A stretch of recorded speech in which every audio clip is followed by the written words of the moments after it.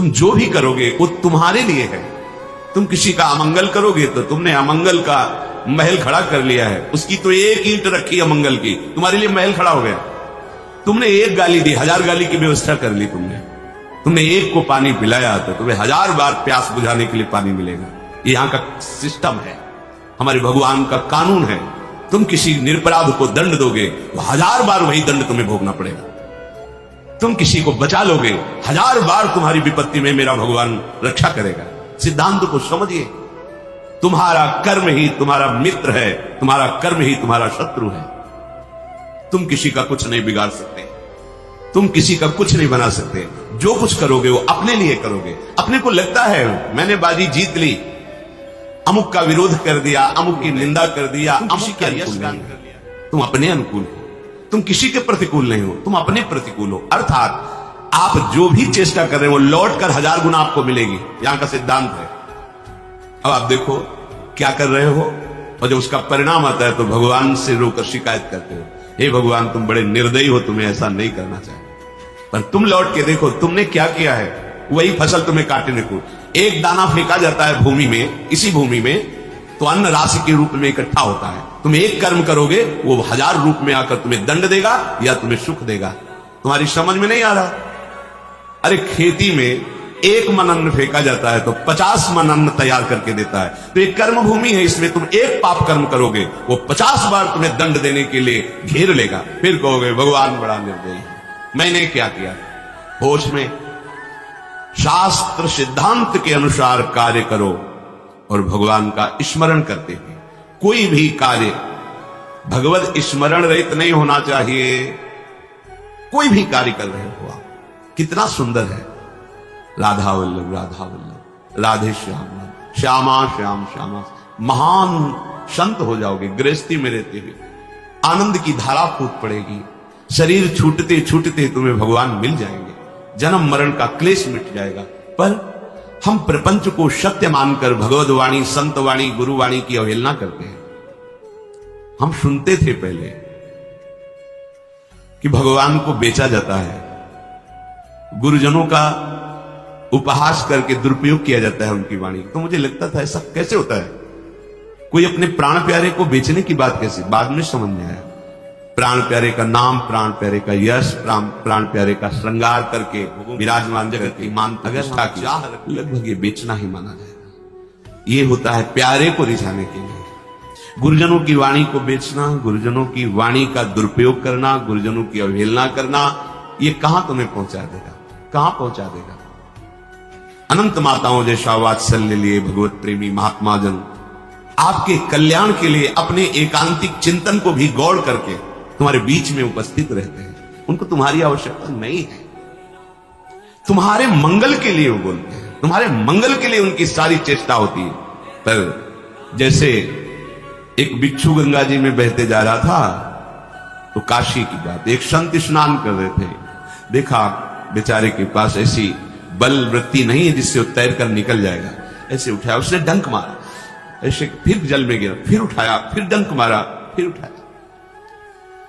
एक व्यक्ति दूसरा वहां खड़ा था, उसने कहा बाबा जी पागल हो क्या, वो तुम्हें बार बार डंक मार रहा है, तुम उसे क्यों उठा के बाहर फेंकना चाहते हो। बोले बेटा वो बिच्छू है, हम संत हैं, हमारा और उसका स्वभाव है, होड़ लगी है, वो अपने स्वभाव से चूकेगा नहीं।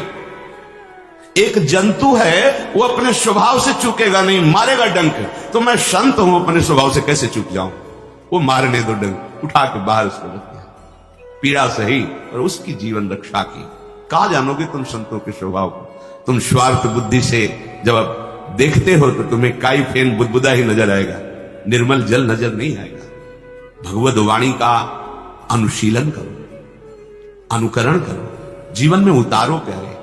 ये सत्संग जो आपको मिल रहा है, ये हम कह रहे हैं इसलिए नहीं, ये बड़ा दुर्लभ है जगत में।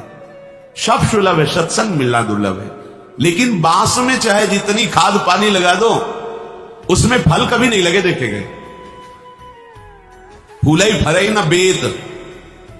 ये जो बेत स्वभाव के लोग हैं, बांस स्वभाव के लोग हैं, चाहे ब्रह्मा के समान गुरु मिल जाए इनको, ये सुधरने में नहीं आते।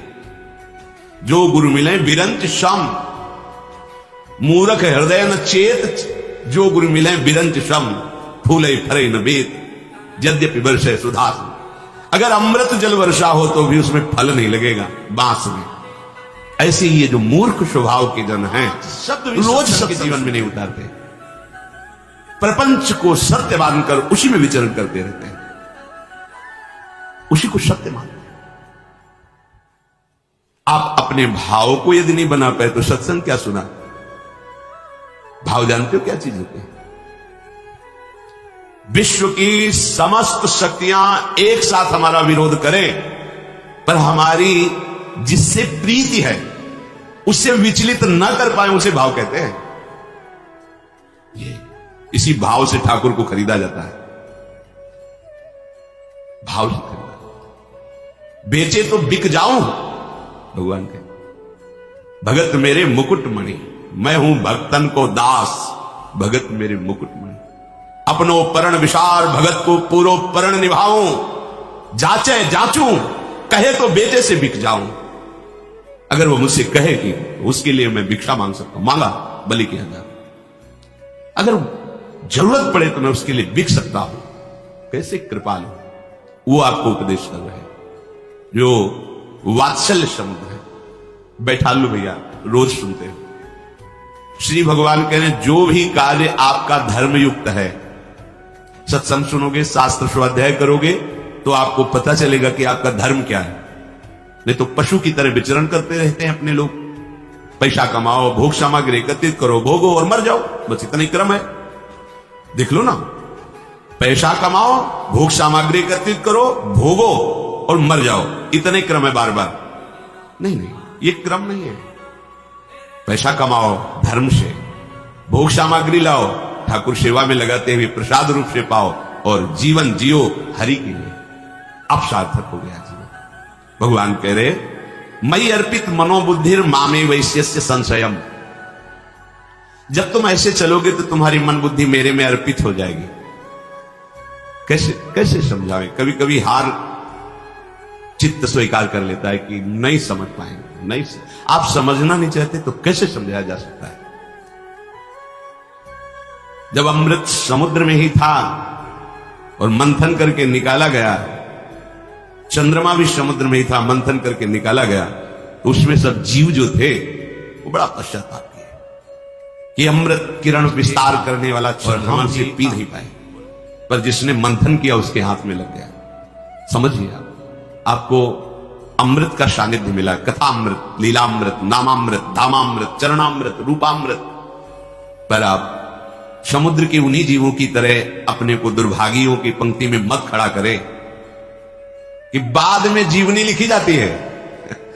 बाद में जीवनी लिखते हैं और गर्व से कहते हैं कि मेरे गुरु की जीवनी है, लेकिन गुरु का जीवन अपने जीवन में एक नहीं उतारा। क्या होगा ये? उपहास। रहे तो समझे नहीं, गए तो समझ रहेगी नहीं। पहली आए समझ जाओ, ये ज्यादा दिन की बाजार नहीं है। चंद मिनटों के लिए समय दिया जाता है, स्वीकार करके चल दो तो निहाल हो जाओगे। नहीं, आगे अंधेरा है, अभी चांदनी है, सैया बिछा लो, अंधेरे में नहीं कर पाओगे। जहां जाना है वहां की व्यवस्था कर लो। जब काल अंधकार पैदा कर देगा, विपत्तियों का, रोगों का, समस्याओं का, फिर तुम भगवत प्राप्ति के लिए उपाय नहीं कर पाओगे। अभी संयोग है, सत्संग मिल रहा है, डांट मिल रही, सानिध्य मिल रहा है, अभी भगवत प्राप्त कर लो। आगे जब हमारे संतों के समाज में तुम्हारा मन भगवत प्राप्ति के लिए उत्साहित नहीं हो रहा, तो तुम्हारा विषयों पुरुषों के संग से क्या दुर्दशा होगी, अनुमान लगा लो। शास्त्रों में वर्णन है, ऐसा जो होता है वो महाभाग्यशाली कहा जाता है। ये चार बातें जिसके जीवन में आ जाए तो हृदय आनंद से भर जाए और नाचने का मन करे। ये चार बातें, और ये चार बातें उसी के जीवन में आती है जिस पर भगवान की विशेष कृपा होती है। चार बात एक ठोर जो हूं, चार बात एक ठोर, तो मन मीत मिले मोहन ते, वो बने रसिक सिरमोर। जो हो चार बात एक ठोर। इक ब्रज जन्म दूजो मानुष तन, विद्या ज्ञान प्रकाश। पूर्वले की लागी लाल सो ही भक्ति आभास। इतने हूं पे नहीं करे कृपा कहूं, तो करिए सत्संग। दया विचार भक्ति जन पेरे, रहस रंगे रस रंग। ये जिस शरीरधारी को ये चार बातें मिल जाए, वो रसिक सिरमौर हो जाएगा और उसका मित्र होगा मनमोहन ठाकुर। ललित त्रिभंगी श्याम सुंदर अखिल ब्रह्मांडों का नायक तुम्हारा दोस्त बन जाएगा, अगर ये चार बातें तुम्हारे जीवन में है। पहला, ब्रज में जन्म, दुर्लभ बात। अब हम इस पंक्ति में कैसे खड़े हो? ब्रज में जन्म हमारे हाथ की बात है, फिर तो हमारा मनुष्य जन्म गया। इसका क्या उपाय है कि इस पहली पंक्ति पे हम खड़े हो जाए? तो दीक्षा से नया जन्म माना जाता है। यदि वृंदावन रस का चिंतन करने वाले रसिक शिरोमणि सदगुरुदेव का आश्रय लिया जाए तो आपका ब्रज में जन्म माना जाएगा, क्योंकि आपका नया जन्म हुआ है। ये शास्त्र सम्मत बात है कि दीक्षा एक नया जन्म होता है। जो दीक्षा देने वाला है वो हमारा असली माता पिता है। क्योंकि आप कहोगे नकली भी होते हैं, हाँ, ये नकली है शरीर, ये टिकाऊ नहीं है। 50 वर्ष, 80 वर्ष, 100 वर्ष। लेकिन गुरुजी ने जो जन्म दिया है वो दिव्य चिदानंद भावदेह की प्राप्ति का है, और वो अनंत काल तक प्रियालाल के समीप रहेगा। जो मंत्र मिलता है, जो नाम मिलता है, वो प्रभु मिल गए। अभी आप समझ नहीं पा रहे, चेक हाथ में आ गई अरब रुपया की तो अरबपति बन गए, पर अभी 1 रुपया खर्चा करने के लिए हाथ में नहीं है। अब वो कार्य उसका आगे बढ़ेगा, आप बैंक जाएंगे, वहां जांच होगी, आपको पैसा 1 अरब, पर आप अरबपति उसी समय बन गए जब चेक आपके हाथ में है। ऐसे ही दीक्षा मिली तो आप प्रभु के उसी समय हो गए। आपकी स्वीकृति, आज से मैं वैष्णव हो गया। बोले आप बोलते हो, बोलने से क्या प्रमाण दीजिए। नागरीदास जी परम सिद्ध संत रस में, जो ये रस का सार भजन शिरोमणि स्वरूप है, नित्य विहार रस के सिद्ध रसिक कह रहे, श्री हरिवंश शरण जे आए, श्री वृषभानु कुंवरी नंद नंदन, निज कर अपनी चिट्ठी चढ़ाए। जहां कोई महाप्रभु हरिवंश चंद्र जी की शरण हुआ तो प्रिया प्रीतम निकुंज के रजिस्टर में उसका नाम लिख लिया। नागरीदास जी, सही बात तो यह है कि उन्होंने हमें स्वीकार किया है, इसीलिए हमारी दीक्षा होती है, इसीलिए हमें सदगुरुदेव मिलते। हमारे भाग्य का विषय नहीं, प्रियालाल ने मुझे घसीटा है, प्रियालाल मुझे स्वीकार किए। जिस दिन दीक्षा मिली उसी दिन चेक जैसे हाथ में मिली और अब पति बने, उसी दिन आप प्रभु के हो गए, उसी दिन भगवत प्राप्ति के अधिकारी हो गए। अब जैसे आगे का प्रोसेस शुरू होता है, बैंक जाना, जांच करवाना, फिर सही निकलने पर रुपया मिलना, ऐसे अब आपकी जांच बैठेगी कि आप कैसे शरणागत हैं। अगर आप कमजोर निकलते हो तो आपको फिर सहयोग मिलेगा भागवती, ऐसे मित्र मिलेंगे, ऐसा सत्संग मिलेगा, ऐसा शास्त्र स्वाध्याय होगा कि आपकी शरणागति नाटक न रह के सत्य हो जाएगी। इस मार्ग में यही तो बड़ा लाभ है कि झूठा खेले साचा हो। अगर नाटक से भजन करोगे तो तुम्हें सत्य भजनानंदी बना देंगे प्रभु, ये बड़े कृपालु है। तो दीक्षा नया जन्म माना जाता है। तो हमने यदि वृंदावन ब्रज के रसिक शिरोमणियों का आश्रय लेकर उनसे दीक्षा ली तो हमारा नया जन्म हो गया। 1000 बार सुना होगा, लाख बार सुना होगा, एक बार भी हृदय में बात नहीं उतारी तुमने। श्री कृष्ण चरणारविंद की ऐसी शरणागति जैसे घोंसले में बैठा हुआ बिना पंख का पंखहीन बच्चा केवल अपनी मां की तरफ देखता है, ऐसी शरणागति, इससे प्रेम प्राप्त होता है। ध्यान दीजिए, वो बच्चा उड़ नहीं सकता, उस बच्चा को कोई सहयोगी नहीं है। अगर उसकी मां लाकर उसके मुख में जल न डाले, दाना न डाले, चारा न डाले तो मर जाएगा। ऐसी शरणागति, एक भरोसो उस बच्चे का, एक बल, एक आस, एक विश्वास, बस वही उसकी मां। ऐसे ही प्रभु के ये बहुत महिमामयी बात श्री जी कह रहे हैं उद्धव जी से। हमारे प्रीतम के प्रति जिसका ऐसा भाव है, ज्ञान उपदेश इनका बल है तो प्रेम नहीं, सब बल हारे को अंतर हृदय से पक्षहीन पक्षी के बच्चे के समान एकमात्र भरोसा केवल प्रभु का नाम चिंतन करते हुए प्रभु के बल से। यहां इतने इतने बलवान बुद्धिमान है शरणागत जन कि हमारी बुद्धि काम नहीं करती उनकी बातें सुन के, कि जिस बुद्धि से माया रूपी काई को हटाना उसी बुद्धि से माया रूपी काई को अपने ऊपर ढक रहे हैं। ये बुद्धिमानी है। अरे बच्चे बनोगे तो गोद में बैठ के जाओगे, सयाने बनोगे तो कसौटी कस जाएगी, फिर तुम फेल हो जाओगे। ब्रह्मा भी कसौटी में पास नहीं हो सकते। जब हमारे ठाकुर अगर अपनी कसौटी लगाते हैं ना तो ब्रह्मा शिव भी फेल हो जाते हैं। तुम क्या चीज हो, अपने लोग क्या चीज है। और बच्चा ही हजम कर पाएगा। भगवत ऋषि जी कहते हैं ये प्रेम रस सिंघनी का दूध है, ये स्वर्ण के पात्र में टिकेगा या बच्चा के पेट में, नहीं तो फाड़ के निकल जाएगा। है ललिता सखी उपासना है सिंहिन को चीर, है सिंहिन को चीर रहा है कुंदन के बासन, कह बच्चा के पेट और घट करे विनाशन। देख लो और हो इसलिए तुम्हारा विनाश हो रहा है। प्रिया प्रीतम के प्रेम की बात नहीं, प्रिया प्रीतम के नाम की बात नहीं, प्रिया प्रीतम के लिए समर्पण नहीं। काई में फंस गया, काई में बटोर रहा है काई। ये त्रिगुणात्मिका माया ऐसी काई फेंकेगी, फिसल कर वहीं खड़े रहोगे। बच्चा बनो। बच्चा कैसा होता है, केवल मां के भरोसे होता है, केवल मां की उंगली पकड़ के चलता है, मां के आंचल का। और उसको पता नहीं कि मां मेरी इतनी बलवान नहीं है, पर वो हर भय से बचने के लिए मां की। हमारे को तो पता है कि मेरी मां कितनी बलवान है। काल भी थर्राता है जिसके भय से, वो है श्री कृष्ण। इनका आश्रय लेकर और किसी का आश्रय लेने की मन में चाह, अपनी बुद्धि का अपने मन का नहीं। मैं अर्पित मनोबुद्धिर, मेरे में अर्पित कर दो अपने मन बुद्धि को। जय श्री कृष्ण। प्रपंच में अर्पित है। आज का ये मोटिवेशनल वीडियो आपको कैसा लगा? प्रभु के चरणों की ये शरणागति। तो इन्होंने सोचा प्रभु के समीप रहने पर मेरा ऐसा भाव नहीं आया जैसा भाव गोपी जनों, इसलिए मुझे वृंदावन की घास बना दो। मनुष्य बनकर रहूं ऐसा तो मैं मांग ही नहीं सकता, मुझे यहाँ की लता बना दो, कोई औषधि बना दो। आप देखो उद्धव जी क्या बनना चाहते हैं और आप क्या बन के आए हो, मनुष्य बन के आए हो। उद्धव से भी बड़ा सौभाग्य तुम्हारा हो जाए यदि तुम लाडली जी की बात मान जाओ, यदि लाडली जी स्वरूपा गुरुदेव की बात मान जाओ, या लाडली जी के रस में डूबे रसिकों की बात मान जाओ।